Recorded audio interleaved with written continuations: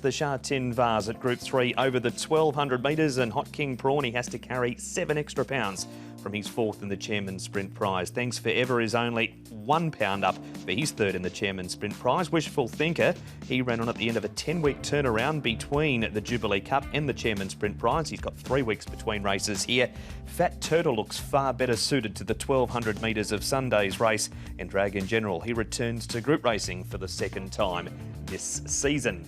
Waldorf, with his best form at Happy Valley, he's been up to Chungva. Now, there's no real speedster engaged here, so they won't go a breakneck tempo. It might be a bit of a sit and sprint home potentially here. You've got Big Party, Hot King Prawn. If Big Party doesn't want to be there, Hot King Prawn will be happy to be there up the top with Joe Moreira. So they're likely to be your top two, but maybe Hot King Prawn just outshadowing Big Party. Fat Turtle will appreciate the drop back to 1200 metres. Waldorf, Thanks Forever back there on the rail. Wishful Thinker and Dragon General with the lightweight of 113 at the tail. Here is Hot King Prawn. He's going really well at the moment, this horse. It was a good fourth behind Mr. Stunning. He was pretty close up and he moves nicely.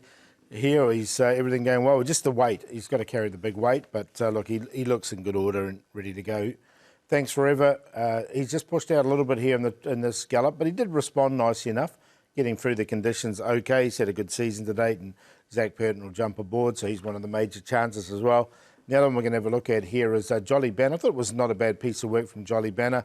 He was quite keen in his work, and he's popped up at big odds before, barrier number 5 for him. So he goes well enough. And just noting, Big Party has had the cheek pieces taken straight off after his last start Group 1 failure also. Coming up, we're going to chat to John Moore, but first the replay, Tom, of Waldorf. This is his happy home, which is Happy Valley. Yeah, 5 starts at Sha Tin, and he's done absolutely nothing here. But look, he's been doing a fair bit of his racing at Happy Valley and seems to go okay around there. He's had a couple of trials at Chung Fa, but I just think this Paul's probably a little bit rich for him. Yeah, I agree totally. Yeah, I think it's too rich for him. And the only thing that, if there was an absolute flood on the day, it might help him, but I can't see him featuring in this. All right, one horse that should feature in it is the 2 horse setters. Thanks Forever. He's the early favourite for the race. He meets Hot King Prawn far better off at the weights, only up £1. His trainer is John Moore. John, Thanks Forever. He's been super consistent this season. How is he heading into the Group 3 on Sunday? Well, he's done everything right. His work on the from the 1800 yesterday, the feedback from the work rider was very, very positive.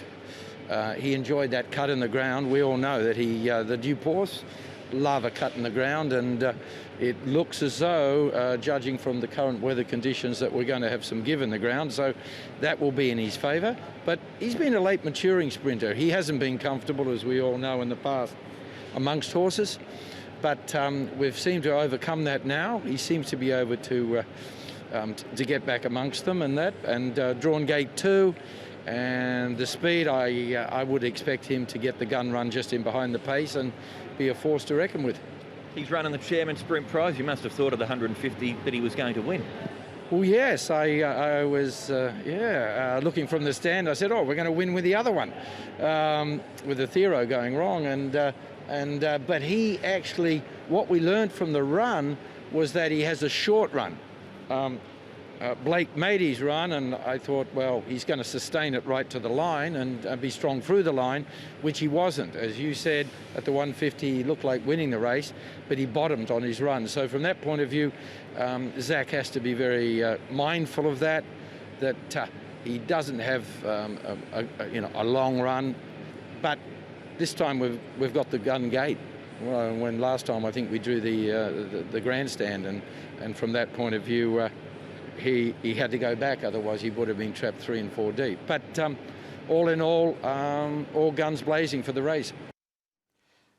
Those barriers that John alluded to, Tom, barrier 11 in that race we just saw, it's barrier 2 on Sunday. Yeah, so he's going to get a perfect run through near the rail, or one off just behind the speed by the sounds of things. I'm surprised there's such a gulf between them.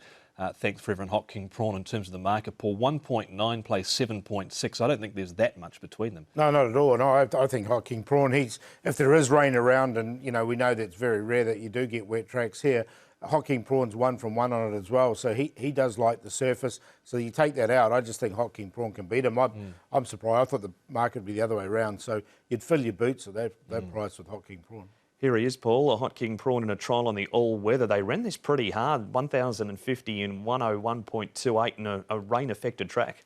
Yeah, you can see, there's no problems with that. And look, the horse is going really well at the moment. He did finish a close-up fourth behind Mr. Stunning. Thanks Forever has got that short sprint, as John Moore was talking about as well. I think, he's had his opportunities to win. Even though he's drawn wide, he's still had pretty good runs. I just think Hot King Prawn can beat him. Yeah, so do I. 7.6, that price won't hold up surely when it comes to race. I know he's been really consistent so far this season, has Thanks Forever, but I think still Hot King Prawn has the class and the race on his side. So it's the grey for you, grey for you, Paul, to win the Sha Tin Vase. Yeah, definitely. Look, I think it's going to be like a race full of tactics here. So it's going to be a sort of a sit and sprint. And as such, I think Hot King Prawn and Big Party, the two of them can really dominate this race from the front. So I can see them running 1 and 2. Thanks Forever finishing off. And then Wishful Thinker, another one who's been running, working well leading into this contest. So end up with 1, 4, 2 and 3.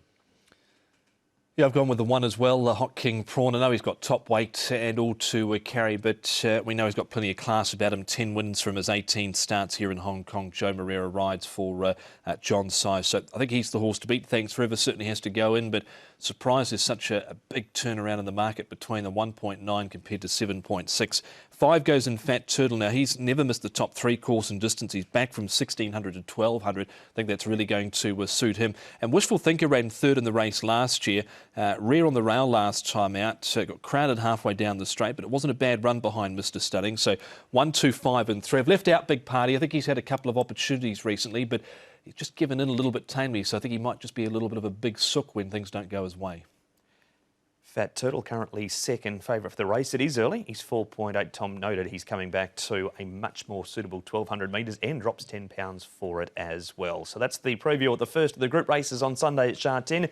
We'll take a break, come back with the look at race number 5 right after this.